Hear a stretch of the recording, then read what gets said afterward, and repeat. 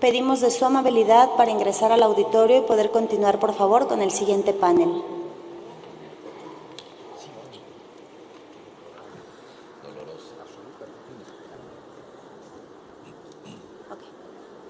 Solicito a los asistentes tomar su lugar, por favor. Vamos a continuar con el desarrollo del seminario Derecho Nacional e Internacional, Desafíos Compartidos. Para este segundo panel, Derecho Penal y Derechos Humanos, contamos con la presencia del señor ministro Alberto Pérez Dayán, presidente de la Segunda Sala de la Suprema Corte de Justicia de la Nación, a quien damos la bienvenida.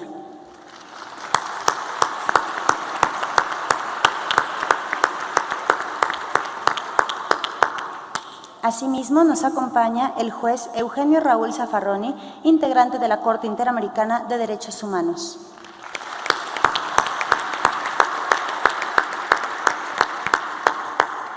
Agradecemos la presencia del doctor Sergio García Ramírez, investigador del Instituto de Investigaciones Jurídicas de la Universidad Nacional Autónoma de México.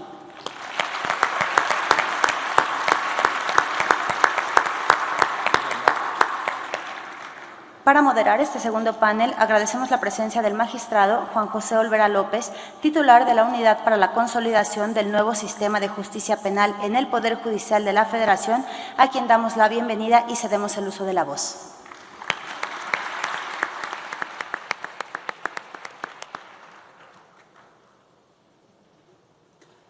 Buenos días. Sean todos ustedes bienvenidos a este segundo panel, interesantísimo panel, como resultó el primero sin duda.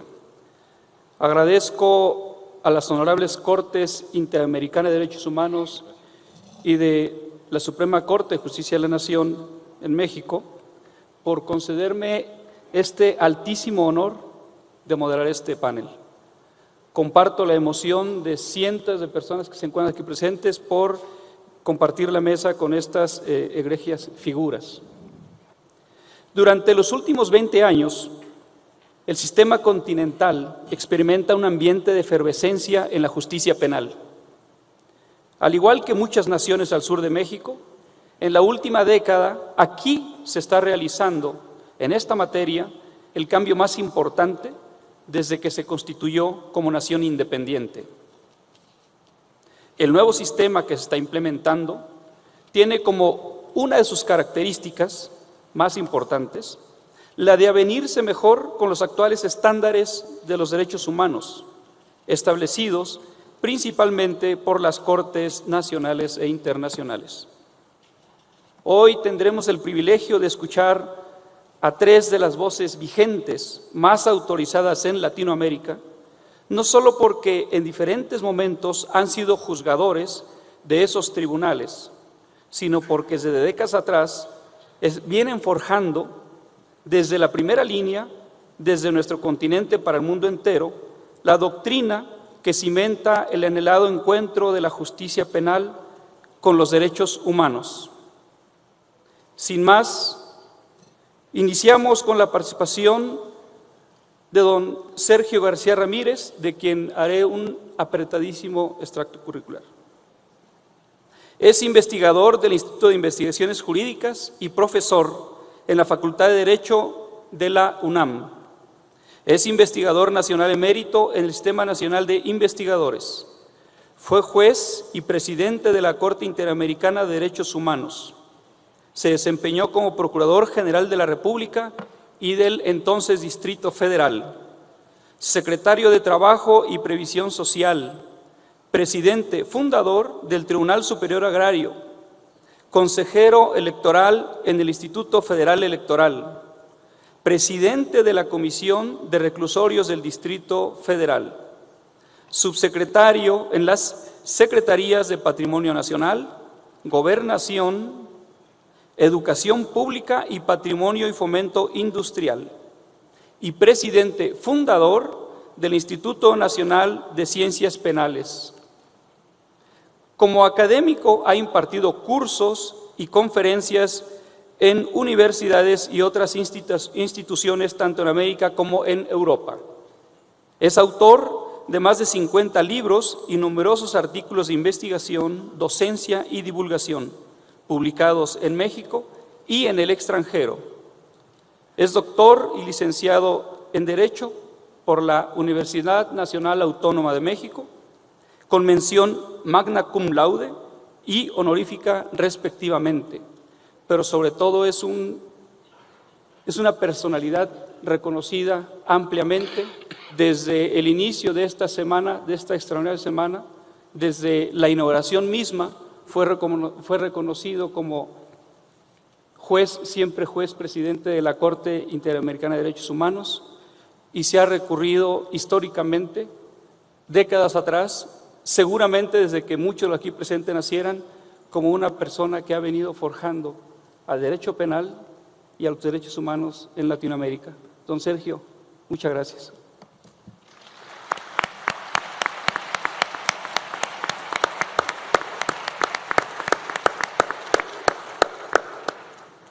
Muchas gracias a la Suprema Corte de Justicia de la Nación y a la Corte Interamericana de Derechos Humanos por su generosa invitación para participar en este panel al lado de tan distinguidas y apreciadas personalidades. Me honra esa invitación, como me honra y declino en buena parte la presentación que ha hecho de mi persona nuestro moderador, llevado de su amistad, de su gentileza y generosidad. Con su venia, señor magistrado moderador, y con la venia de todos ustedes, cuya indulgencia invoco desde ahora y cuya paciencia de antemano agradezco, voy a tratar de abordar en los 15 minutos que se me han concedido, espero no excederme ni un segundo para merecer la protección de la justicia federal y no su reproche, espero no excederme, voy a abordar un tema verdaderamente magno que requeriría no de 15 minutos, sino de algo así como toda una vida. Armonización del nuevo sistema de justicia penal y los derechos humanos. Nada más, pero nada menos. Hoy día, ante una torrencial reforma legislativa que estamos disfrutando o padeciendo, cada quien tendrá su visión a este respecto, lo que se impone es una muy cuidadosa relectura de las normas y una muy acuciosa revisión de las conductas, del comportamiento y los usos de las instituciones para revisarlos a la luz de esa reforma torrencial y de los propósitos que se ha impuesto el legislador mexicano, con los que desde luego coincidimos. Un mejoramiento radical en el sistema de justicia penal y en los beneficios que éste pueda deparar a los ciudadanos. Hay ciertos presupuestos para el análisis del tema que me limitaré a mencionar de una manera sintética. Estamos ante un nuevo sistema de justicia penal que queremos sea efectivamente sistema de justicia penal. Conocemos su cuerpo a través de las normas que hemos leído, pero necesitamos que ese cuerpo se vea imbuido de un alma que modifique en realidad la impartición de la justicia penal en todos los confines de la República. En el fondo se trata de abrir, de veras, el acceso a la justicia formal y material en materia penal. Este acceso a la justicia, del que tanto se ha ocupado, por ejemplo, Mauro Capelletti con brillo y con intensidad, es un gran derecho que nos permite el acceso a los demás derechos. Es la puerta de acceso al ejercicio de múltiples derechos. No estamos hablando, por supuesto, de una justicia de cualquier signo, con cualquier orientación, sino de la justicia propia de un sistema democrático, que es el que deseamos para México y el que estamos comenzando a construir de consuno. Justicia que acoja los valores y principios de una sociedad democrática. Esta, además la penal, se desarrolla en el espacio más delicado de una sociedad, de una república, que es el espacio de la relación y del encuentro entre el leviatán jovesiano, investido con todos los poderes de hecho y de derecho, que es el Estado, que se dice defensor de la sociedad y de la justicia, y el ciudadano, a menudo desvalido, y que es ciertamente la parte débil en este encuentro difícil. Ciudadano que es lo mismo el imputado que la víctima o el ofendido. No cargo el acento solamente sobre el imputado, que merece acento, sino también sobre la víctima y el ofendido, que ha merecido desde siempre acento y comienza a tenerlo. Y todo esto se zanja en el espacio de los derechos humanos, que abarcan medidas de diverso género, constitucionales, que hemos adoptado, legales, que también hemos iniciado, jurisprudenciales, de las cuales hemos escuchado ejemplos muy valiosos, y políticas, pero también demanda una verdadera cultura de los derechos humanos que constituya a la sociedad en su conjunto en un ejército militante por la satisfacción de estos derechos. Para la comprensión de todo esto se requiere, lo decía al principio, un ejercicio crítico, una relectura acuciosa de la normativa que preside esa nueva justicia penal, más allá del discurso estrepitoso, el discurso laudatorio o el discurso crítico, da lo mismo. Más allá de la intención de estos discursos contrapuestos, una lectura cuidadosa y conclusiones bien fundadas. Se requiere la revuelta de las normas, sí, pero la verdadera revolución de las prácticas y las instituciones. Si aludimos a armonización, es decir, a conciliación, acercamiento de extremos diferentes que es preciso conjugar, hay que fijar cuál es el objetivo deseable y cuáles son esos extremos que es preciso conjugar o armonizar. Estamos hablando de atraer el derecho internacional de los derechos humanos al espacio de la experiencia nacional, atraerlos ideológicamente y atraerlos normativamente. Esto debe presidir el gran proceso de armonización. Y si hablamos de fuente internacional que está enfáticamente asumida en el nuevo artículo 1 de la Constitución Política de los Estados Unidos Mexicanos, hay que ponderar la congruencia, si la hay, o la incongruencia, si existe, para corregirla, entre el derecho internacional convencional en sus diversas dimensiones, la mundial, la interamericana, y el derecho nacional. Hay que ponderar también el derecho internacional penal, penal internacional e internacional penal, en el cual tenemos deficiencias de gran importancia. Pero no solamente debemos atenernos para esta ponderación, para este proceso de armonización, a lo que dicen las convenciones, los pactos y los tratados, sino también a lo que establecen la costumbre internacional, los derechos que derivan de la dignidad humana y, desde luego, aquellos que dependen de la forma democrática de gobierno, como dice el artículo 29 de la Convención Americana.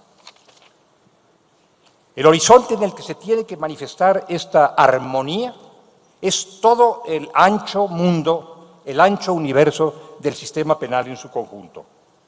En primer lugar, precisar si la razón de ser de nuestro sistema penal, de nuestro sistema de justicia penal, tal como está instituido, verdaderamente atiende con una orientación de derecho penal mínimo y democrático a las grandes propuestas recogidas en el sistema de los derechos humanos a escala nacional y a escala universal.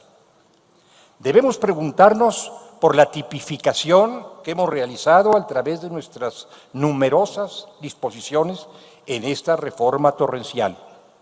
¿Los tipos penales verdaderamente se adecuan a las exigencias de la puntual observancia de los derechos humanos?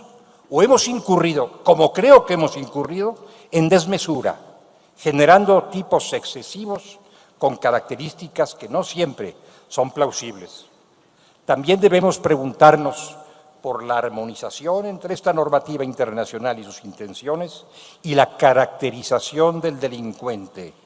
No sea que estemos dando pasos, y creo que los estamos dando, no todos son así, pero algunos lo son, en dirección a eso que ha analizado magistralmente Raúl Zaffaroni, el derecho penal del enemigo en una de sus versiones que quisiéramos desechar y suprimir de nuestras normas y de nuestras prácticas. También tenemos que preguntarnos en el proceso de armonización por la forma en que hemos regulado las consecuencias jurídicas de la conducta ilícita que se vuelcan sobre el infractor, que se vuelcan sobre el delincuente. Efectivamente, en esas consecuencias jurídicas, en el establecimiento de sanciones, hemos reconocido el impulso de los derechos humanos, las fronteras que nos imponen. ¿Es esto lo que gobierna la administración de penas desmesuradas, como la privación de libertad de hasta 140 años de prisión? Por eso hablo de una relectura de normas a la luz de estos principios y valores de la sociedad democrática. También tenemos que volver la mirada de nueva cuenta hacia el proceso penal. No dar por concluido el estudio del proceso penal con la reforma de 2008 y con el Código Nacional de Procedimientos Penales, sino emprender el reexamen del procedimiento penal para precisar si sus extremos son compatibles con los derechos del ser humano y con los principios de una sociedad democrática. Estimo que en general existe esa compatibilidad, existe esa coincidencia. El legislador, lo mismo el constituyente permanente que el legislador ordinario, han cuidado de atraer a las normas los postulados de los derechos humanos, pero no necesariamente existe en todos los casos, como por ejemplo en nuestro sistema de medidas cautelares. ¿Cómo podríamos justificar, a la luz de los derechos humanos, el régimen cautelar que se deposita en la prisión preventiva con sus rasgos actuales o en medidas tales como el arraigo? También tenemos que poner el acento en una correcta investigación de violaciones, graves violaciones a los derechos humanos, y acoger en ellas los patrones, las orientaciones que para una adecuada investigación ha fijado la jurisprudencia internacional y dentro de ella la jurisprudencia interamericana, a propósito de desaparición forzada, de tortura, de ejecuciones extrajudiciales y de otras cuestiones que a veces nos desvelan y que es necesario enfrentar y resolver. Finalmente diría yo, como conclusión de estos varios minutos, que todavía no son 15, que es indispensable poner atención en la enorme importancia que revisten las personas y las funciones en el ámbito de la justicia penal y los espacios aledaños a esta justicia. Suelo recordar, lo hago con frecuencia, una expresión del ilustre Piero Calamandrei en un ciclo de conferencias en México hace ya muchos años, cuando el insigne procesalista italiano dijo: amigos y amigas, el proceso no es como lo ha diseñado el legislador, el proceso es como lo construyen cotidianamente sus actores, como una magna obra de teatro o una pequeña obra de teatro, si se prefiere. No es exactamente lo que ha puesto el autor, el dramaturgo, en las líneas de sus parlamentos, sino lo que hacen de ella los actores que cotidianamente representan la obra. Ese es el proceso penal. Por lo tanto, lo que leemos en el artículo 16, en el 19, en el 20, en el 21 de nuestro texto constitucional y en la retahíla de preceptos del Código Nacional de Procedimientos Penales, en el que hemos depositado tantas esperanzas, no necesariamente corresponde o corresponderá al verdadero proceso al que se ven sujetos miles o millones de justiciables. Destaquemos el comportamiento de los protagonistas del proceso y busquemos su congruencia con los postulados que debieran gobernar su comportamiento, establecidos por nuestras leyes, pero también establecidos por la normativa internacional dura o suave de los derechos humanos en cada una de las categorías correspondientes. Primero, la policía. Y menciono primero a la policía y no a los tribunales, de todo mi respeto, como quizá debiera ser, primero los tribunales, porque en realidad mucho de lo que ocurra en el nuevo sistema de justicia penal dependerá, hasta culminar en los tribunales, de lo que haga o no haga esta pieza fundamental de la justicia penal, que es la policía. Tengo 2 minutos.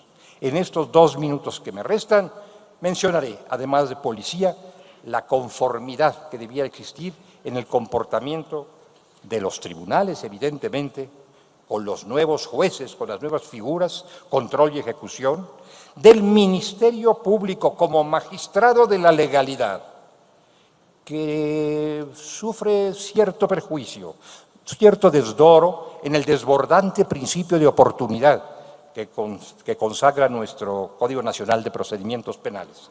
No cuestiono el principio mismo de oportunidad, sino la forma en que éste se ha regulado con gran generosidad para el Ministerio Público y escasa cautela para la sociedad en ese Código Nacional de Procedimientos Penales. El defensor, defensa de calidad, dice el artículo 17, derecho humano.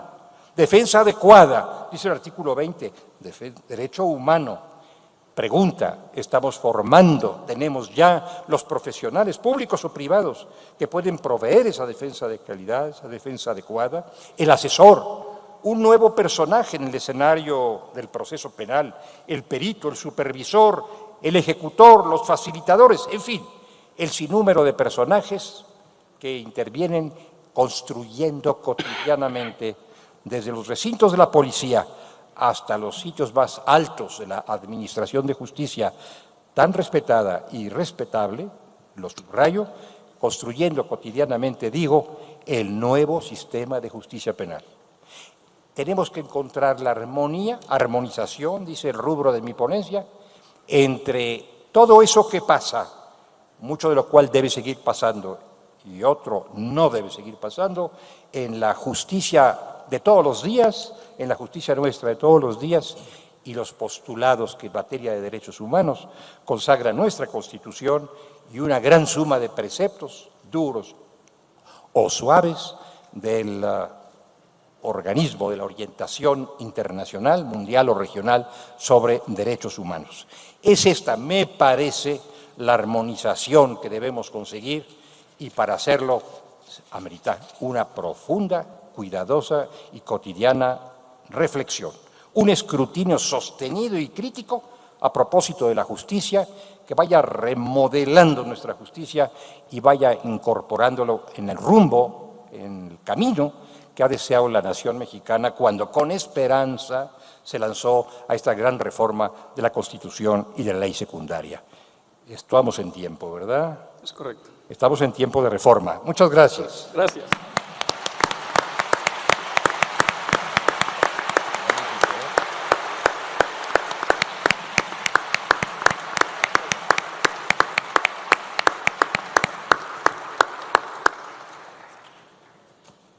Hemos escuchado un análisis crítico, diría propositivo, de los muchos desafíos que todavía enfrenta el proceso de puesta en marcha del nuevo sistema de justicia penal en México. Ha concluido el plazo constitucional de los 8 años establecidos en 2008, hace un par de meses, pero dista mucho de estar funcionando de manera óptima para lo que fue creado este nuevo sistema de justicia penal. Es necesario todavía seguir acompañando todas las actividades necesarias para lograr lo que el constituyente delineó para todos los operadores. Y, como lo señaló don Sergio García Ramírez, para lograr que haya una justicia penal material. Muchas gracias, don Sergio. Corresponde ahora el uso de la voz a don Eugenio Raúl Zaffaroni. Es juez de la Corte Interamericana de Derechos Humanos para el periodo 2016-2022. Fue ministro de la Suprema Corte de Justicia de la Nación Argentina entre 2003 y 2014 y se desempeñó en la judicatura durante más de 2 décadas. Fue elegido diputado en la ciudad de Buenos Aires y presidente del bloque del FREPASO entre 1997 y el año 2000. Presidente de la Comisión de Redacción de la Convención Constituyente de 1996 y vicepresidente tercero de la Comisión de Redacción de la Asamblea Nacional Constituyente. Fungió como director general del Instituto Latinoamericano de Prevención del Delito de las Naciones Unidas, ILANUT, y como procurador general de justicia de la provincia de San Luis. Asimismo, se desempeñó como interventor del Instituto Nacional de Lucha contra la Discriminación, la Xenofobia y el Racismo. Es doctor en Ciencias Jurídicas y Sociales por la Universidad Nacional del Litoral y ha recibido doctorado honoris causa en 31 universidades latinoamericanas. Pido un fuerte aplauso para don Eugenio Raúl Zaffaroni.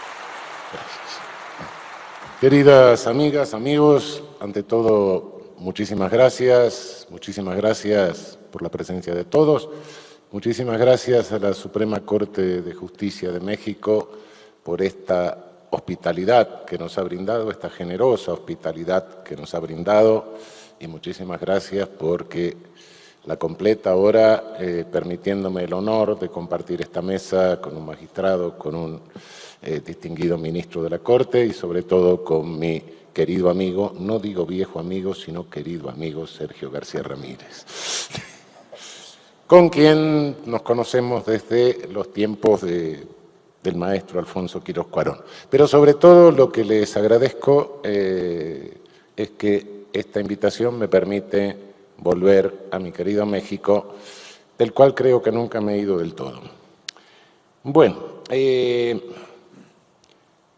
tendría que hablar en 14 minutos que quedan de la jurisprudencia de la Corte Interamericana de Derechos Humanos en materia penal y procesal penal. Naturalmente que hacer eso en 14 minutos, por más que intensifique todo lo posible, mi capacidad de síntesis tendría que ser poco menos que Mandrake el mago.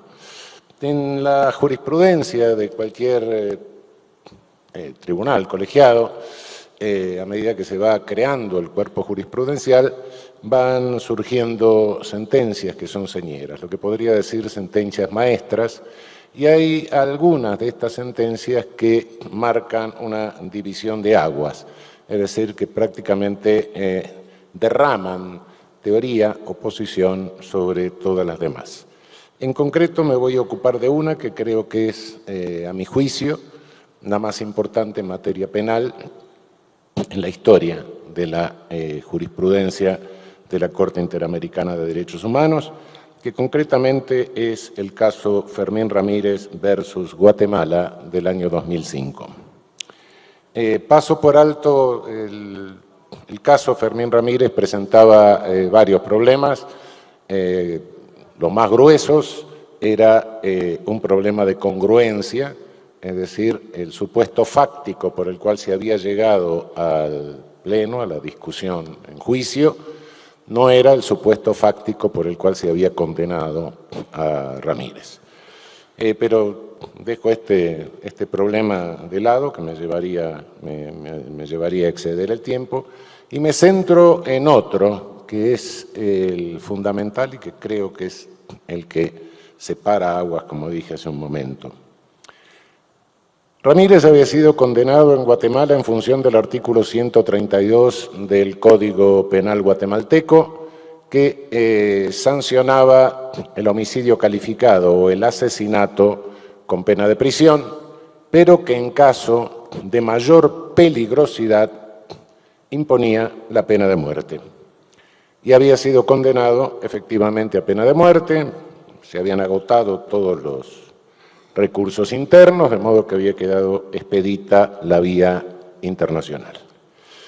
La Comisión lleva a conocimiento de la Corte Interamericana de Derechos Humanos el caso y en este aspecto, en lo que hace al artículo 132 y a la peligrosidad, destaca que se trataba de una circunstancia que, siendo agravante, debía probarse y debatirse en el plenario. Por supuesto, lo que estaba poniendo en juego era un concepto meramente procesal o adjetivo respecto de la peligrosidad. La Corte Interamericana fue más allá, tomó el toro por las astas, y en los párrafos 93, 94 y 95 de la sentencia ataca el concepto mismo de peligrosidad. Con toda claridad, dice el párrafo 94 de la sentencia, en concepto de esta Corte, el problema que plantea la invocación de la peligrosidad no solo puede ser analizado a la luz de las garantías del debido proceso dentro del artículo 8 de la Convención. Esa invocación tiene mayor alcance y gravedad. En efecto, constituye claramente una expresión del ejercicio del ius puniendi estatal sobre la base de las características personales de la gente y no del hecho cometido, es decir, sustituye el derecho penal de acto o de hecho propio del sistema penal de una sociedad democrática por el derecho penal de autor que abre la puerta al autoritarismo precisamente en una materia en que se hallan en juego los bienes jurídicos de mayor jerarquía. Coherente con esto, en el voto razonado del querido Sergio, yo no sé por qué dicen voto razonado, porque todo voto debe ser razonado, me parece que es un voto concurrente, en realidad no un voto razonado, se precisa aún más el concepto. El positivismo que campeó en el último tercio del siglo XIX caló en múltiples ordenamientos penales, dice Sergio, entre ellos las oleadas de códigos iberoamericanos con la que despuntó nuestro siglo XX. Las lecciones del positivismo, cuyo atractivo radica en la consideración de los factores causales del crimen, tanto en general como en la dinámica particular de la gente, fueron ampliamente recibidas por profesionales y estudiantes entre los que militamos durante mucho tiempo. El atractivo científico, entre comillas, del positivismo y el rechazo al formalismo jurídico ocultaron los riesgos que aquel entrañaba para la libertad y la democracia y las ventajas que éste aportaba para los mismos fines. La peligrosidad se erigió en hipótesis de la intervención del Estado. Efectivamente, queridas amigas y amigos, creo que este voto concurrente y la expresión misma de la sentencia es sumamente clara y nos marca el sentido que debe tener el ejercicio del poder punitivo y la normativa, sea de fondo o sea de forma, que debe regirlo. Si queremos vivir en democracia, tenemos que articular un derecho penal de acto y sancionar en función de lo que alguien haya hecho y no en función de lo que creemos que sea. El derecho penal de autor tuvo distintas variables. La variable positivista es la que llegó a nuestras tierras y la que se difundió entre nosotros. Después voy a decir por qué. Hay otra variable que es la variable del derecho penal de voluntad. El derecho penal de voluntad es el que marcó el peor autoritarismo europeo y que se difundió con otros nombres y bajo otros ropajes y que hoy de alguna manera en el adelantamiento de la tipicidad a actos previos a la tentativa está resurgiendo con el pretexto de la sociedad de riesgo. Más aún, hay una peligrosidad que se nos escapa y es la que se oculta bajo la denominación de riesgo procesal. Es una peligrosidad procesal. Y esa peligrosidad procesal que se nos escapa porque no se manifiesta tan claramente, en definitiva, no es otra cosa que la causa por la cual tenemos superpobladas todas nuestras prisiones, algunas virtualmente degradadas casi a campos de concentración. Más de la mitad de nuestros presos en toda nuestra región son procesados y no están condenados. Y están procesados en razón de criterios de peligrosidad procesal que adelantan la pena y que desmienten todos los esfuerzos raros que han hecho los procesalistas para negar el carácter de pena de la prisión preventiva. Pero, ¿qué significa decir que hacemos derecho penal de acto? ¿Qué significa rechazar la peligrosidad desde el punto de vista de los derechos humanos? La peligrosidad, en su definición más simple, sería la probabilidad de que el sujeto en el futuro resulte autor de un delito. Es decir, un cálculo de probabilidad basado en criterios deterministas.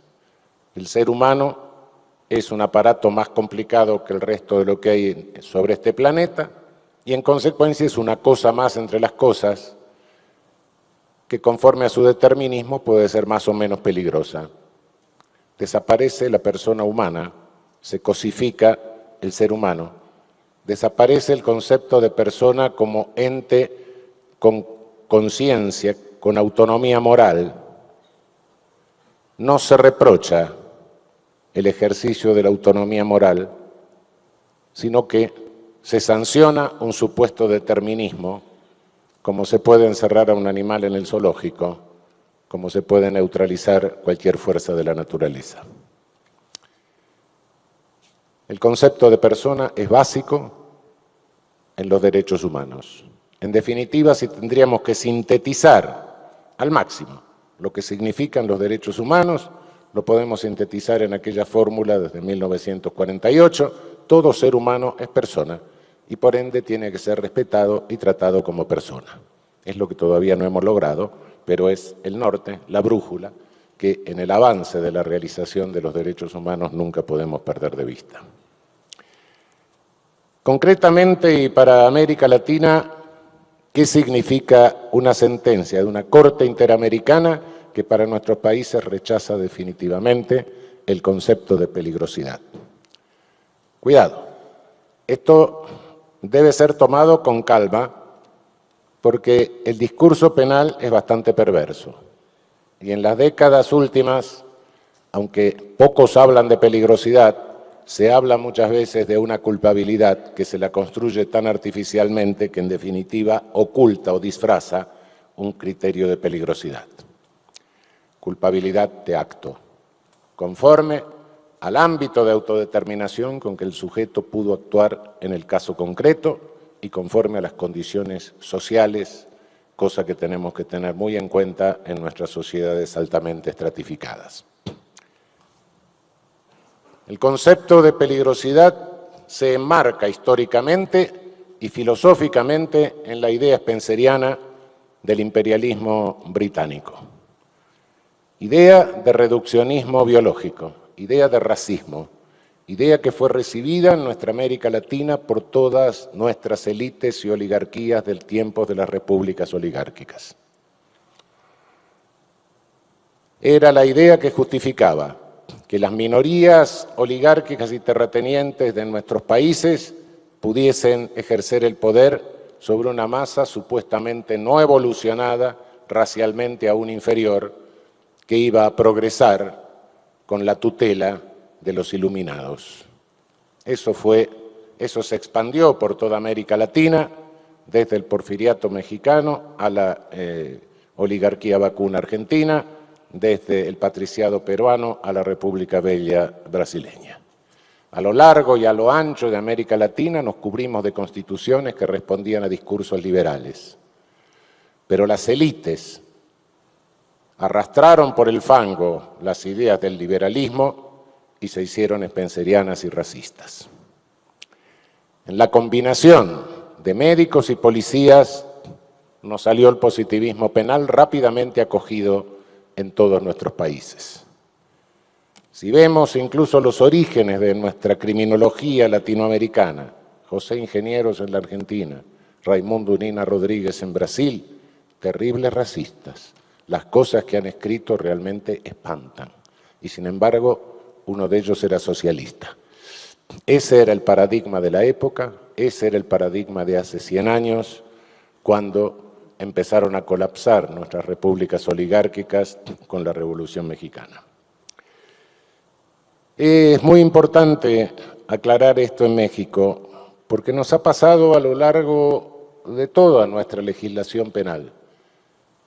Pese a que colapsaron nuestras repúblicas oligárquicas, hubo contradicciones ideológicas impensables. Nuestros gobiernos populares siguieron sosteniendo leyes e ideologías de carácter positivista y peligrosista a lo largo de décadas. Esto se lo ve mucho más claro en México, donde la generación de 1910, las ideas de la revolución, los ideólogos de la revolución, Vasconcelos, José Vasconcelos, antes de volverse loco y decir una serie de tonterías. Lo que quisieron justamente fue revertir aquel positivismo racista de la época. Y sin embargo, el primer código postrevolucionario, el Código Almaraz de México, es un código abiertamente positivista. Y sin embargo, el código de 1931 es un código que, por más que sus autores dicen que es ecléctico, en realidad responde a una ideología positivista. Contradicciones que hemos tenido a lo largo y a lo ancho de nuestras accidentadas historias, cada una de ellas con sus particulares datos folclóricos que hemos aportado conforme a cada una de nuestras características nacionales, pero creo que es feliz el momento y debemos celebrar el momento en que una sentencia de validez regional, continental, deja definitivamente archivada a una ideología que se remonta, y no solo se remonta, sino que se inserta claramente en una raíz oligárquica, reduccionista, positivista, racista y negadora de la dignidad de la persona humana. Bueno, muchas gracias.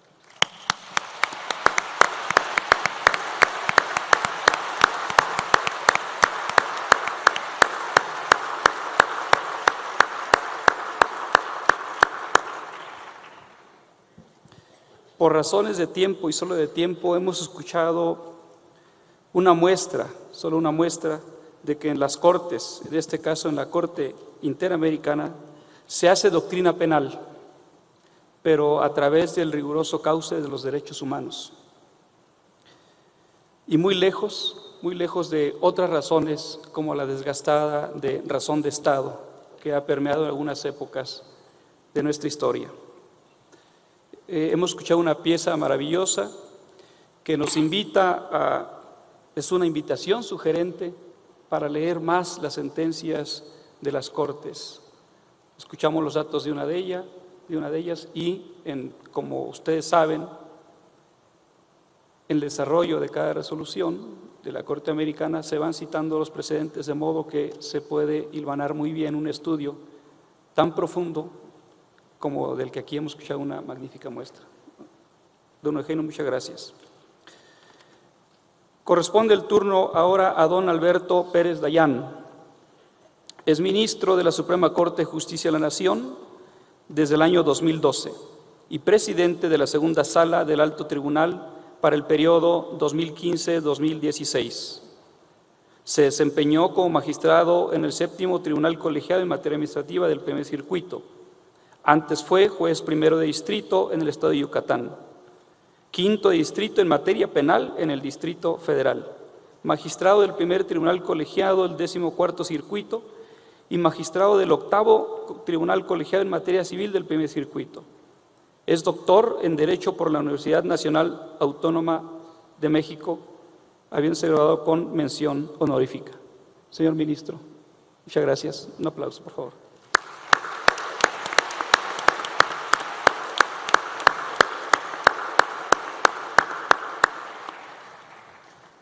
Aun y cuando los expositores que me antecedieron han dejado claro que la etapa de reconocimientos limita los 15 minutos que uno tiene, me es imposible dejar de hacer un agradecimiento a las instituciones que han hecho una realidad este seminario internacional como corolario a la 55ª oportunidad que ha tenido la Corte Interamericana para celebrar un periodo extraordinario de sesiones fuera de su sede.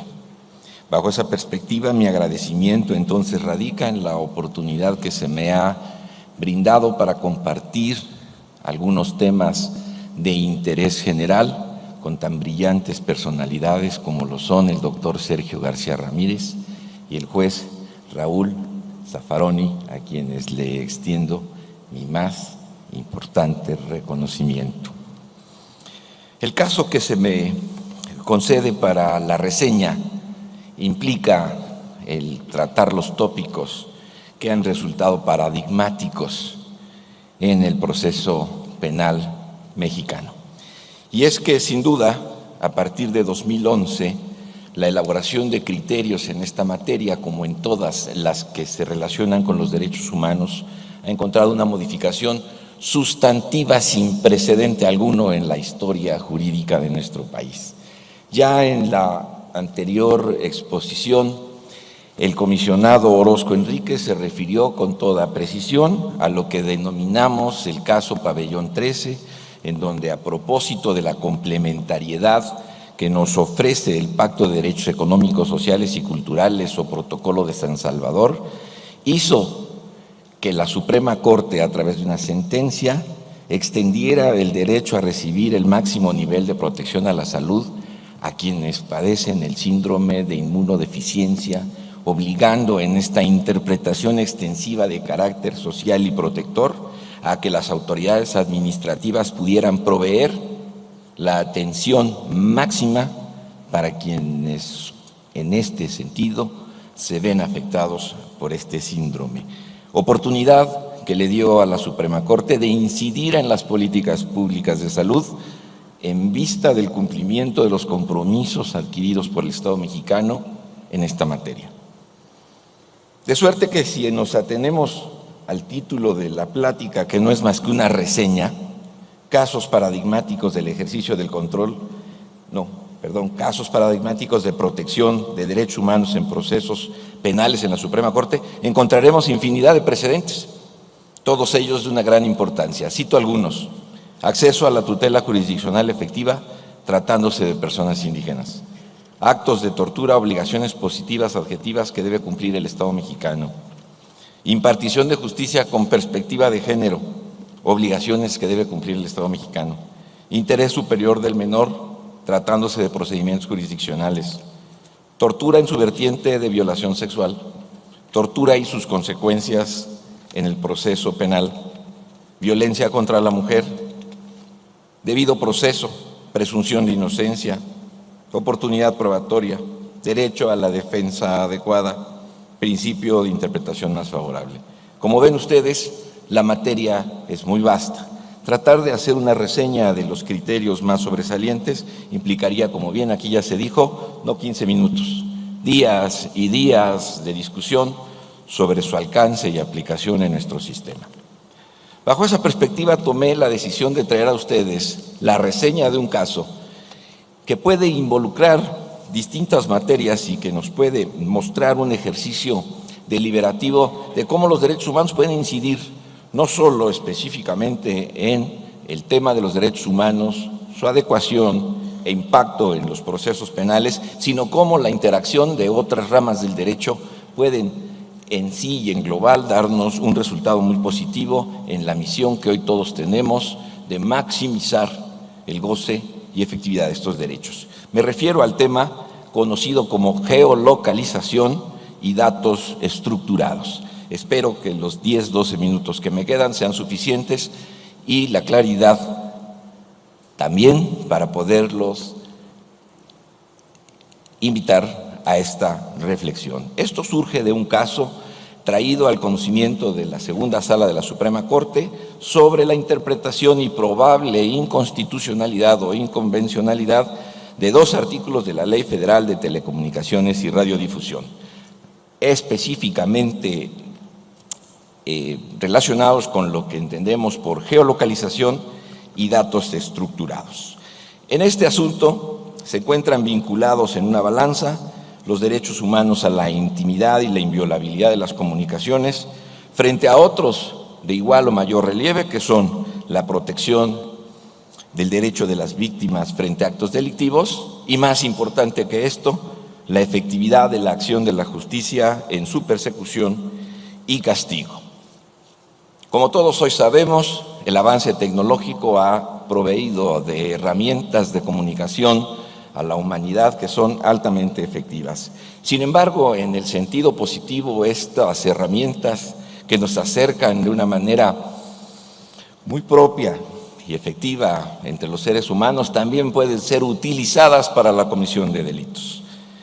Muy en lo particular aquellos de alto impacto, como lo son el secuestro, la extorsión, el narcotráfico o la trata de menores. Y para ello, el uso de estos instrumentos móviles de comunicación facilita la comisión de tales delitos. De ahí entonces que el intento de armonizar y balancear la posibilidad del uso de uno de estos aparatos móviles de comunicación, traducido esencialmente como el derecho a la inviolabilidad de las comunicaciones y la intimidad de las personas, tuvo que hacerse frente al contraste de la protección de las víctimas. ¿Y cómo incide esto en el derecho penal y en el proceso específicamente? El contenido de estos artículos llevaba a que en determinadas circunstancias la autoridad administrativa pudiera pedir a las compañías telefónicas la georreferenciación de exactamente dónde se produce una llamada telefónica con la finalidad de perseguir el delito y hacer justicia. De manera que la interpretación y los alcances de la competencia que este artículo daba a las autoridades administrativas habría de incidir de manera fundamental en las pruebas recabadas durante la averiguación y la fase de investigación que llevaban a la consignación en aquella terminología u hoy a la presentación de un caso ante un juez, de suerte que si la interpretación terminaba por entender que esta facultad entregada a la autoridad administrativa se convertía en un instrumento violatorio de derechos humanos, las pruebas obtenidas bajo ese formato resultarían ilícitas y por consecuencia no válidas para sustentar una sentencia. ¿Qué dicen estos artículos a los que me he referido? Uno de ellos dice: los concesionarios de telecomunicaciones, y en su caso los autorizados y proveedores de servicios de aplicaciones y contenidos, están obligados a atender todo mandamiento por escrito, fundado y motivado de la autoridad competente en los términos que establezcan las leyes. Y el siguiente artículo, 190 de esta legislación, obliga a los concesionarios a colaborar con las instancias de seguridad, procuración y administración de justicia en la localización geográfica en tiempo real de los equipos de comunicación móvil en los términos que establezcan las leyes. Su segunda fracción dice: estas mismas empresas de comunicación deberán conservar un registro y control de comunicaciones que permite identificar con precisión los siguientes datos: nombre, denominación o razón social del domicilio del suscriptor, tipo de comunicación, servicios complementarios y los datos necesarios para rastrear y identificar el origen y destino de las comunicaciones, número de destino, modalidad de líneas, número de lugar de origen, fecha, hora y duración de la comunicación.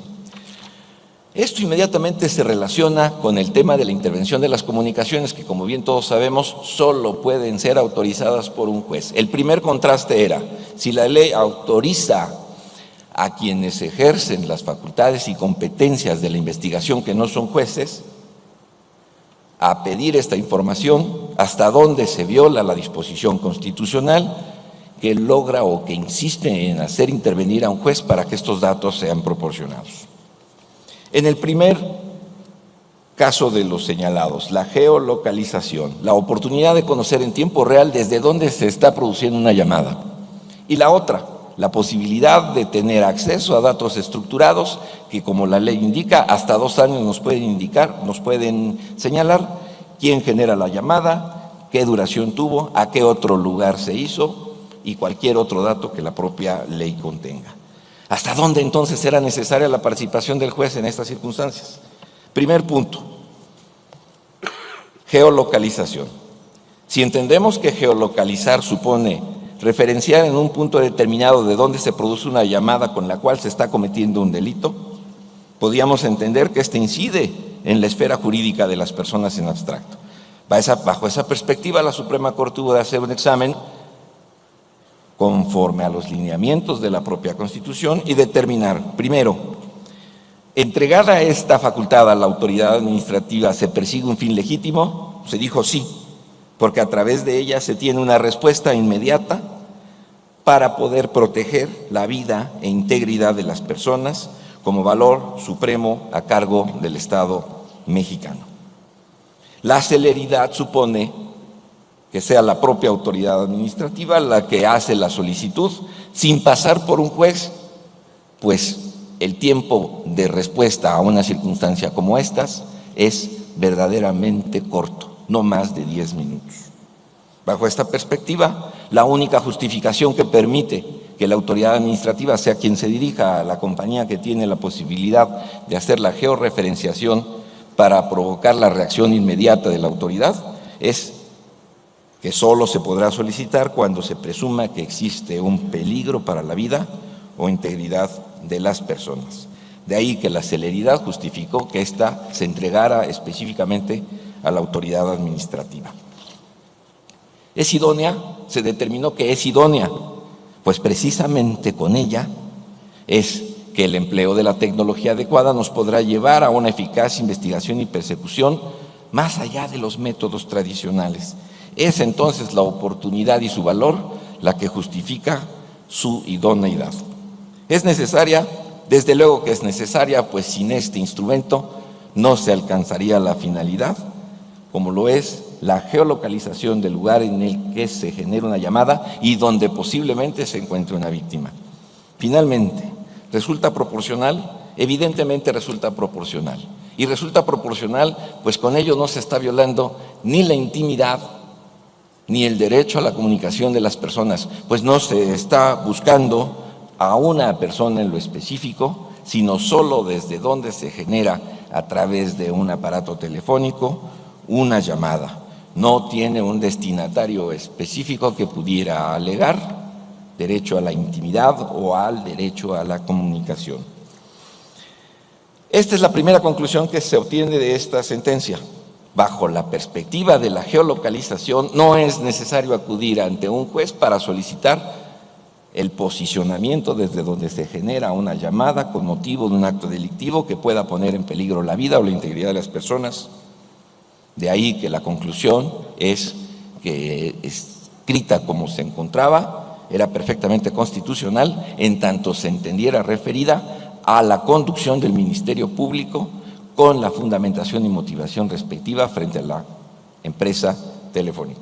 Datos estructurados es la segunda de las vertientes.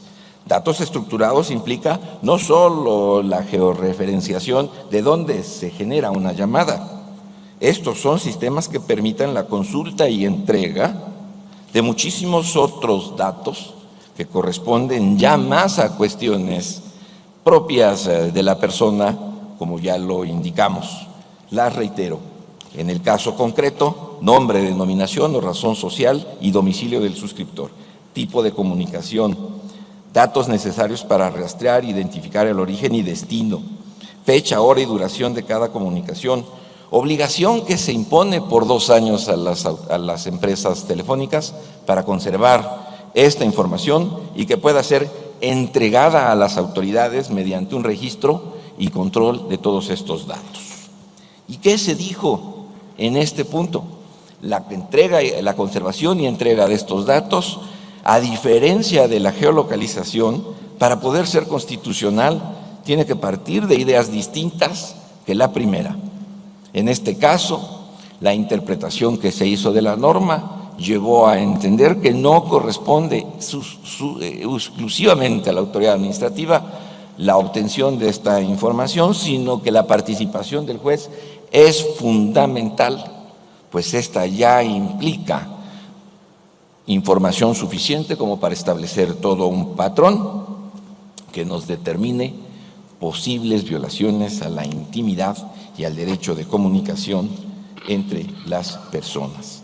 De tal suerte que para esta específica determinante sí es necesario, dijo la Suprema Corte, que la solicitud que se haga a las empresas telefónicas tenga que estar justificada con la orden de un juez. Esta perspectiva entonces llevó al entendimiento claro de cuándo las cosas pueden realizarse a nivel administrativo y cuándo estas otras pueden hacerse con la intervención judicial. Quise traer este tema al conocimiento de todos ustedes bajo la perspectiva de casos paradigmáticos, pues, como lo referí de manera inicial, En caso de que se hubiera considerado que la disposición aquí contenida hubiera de ser siempre solicitada a través de una intervención judicial, todos los procesos que por ahora se estuvieran ventilando, que a través de la estrategia de la georreferenciación hubieran tenido como resultado encontrar a los culpables de un delito, hubieran sido calificados como generadores de una prueba ilícita y esta no hubiera podido ser fundamento de una sentencia. La decisión final terminó por balancear estos dos derechos a los que me referí inicialmente. ¿Cómo conectar el derecho humano a la intimidad y la inviolabilidad de las comunicaciones frente a las principales exigencias de la sociedad mexicana, que lo son la protección del derecho de las víctimas frente a actos delictivos, pero más importante, la efectividad de la acción de la justicia en su persecución y castigo? Esto no se traduce en otra cosa que no sea el derecho a la verdad. Son estas las líneas que quería yo transmitir a ustedes. Desde luego, esta apretada relación de circunstancias nos lleva simplemente a hacer una referencia del asunto. Este asunto es consultable a través de los medios electrónicos, y agradeciendo el anticipo que me hacen de los minutos que me restaban, no tengo más que reiterarme su seguro servidor en este tipo de temas tan apasionantes que hoy se construyen a través de la actividad jurisdiccional de los tribunales federales. Muchas gracias a todos ustedes.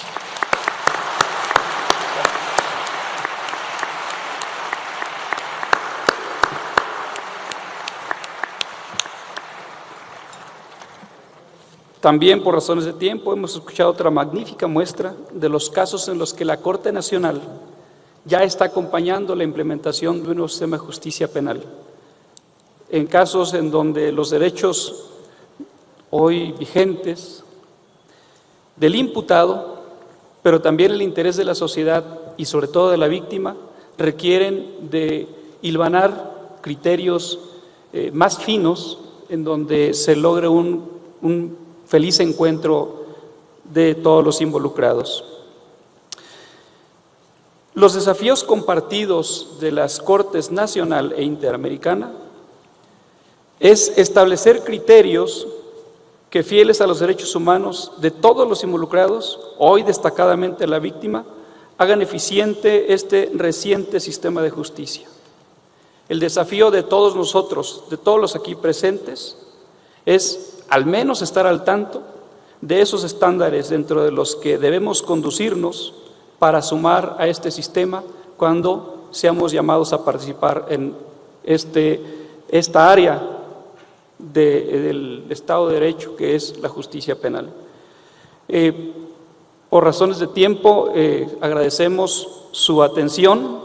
Al iniciar acá, le hacía saber yo a don Eugenio Zaffaroni que tenía el honor de moderar esta mesa, y él me contestó que si había algo peor que hacer en el día. Debo decir que seguramente para mí es, como para ustedes ha sido, un placer estar aquí en este panel. Muchas gracias y buenas tardes.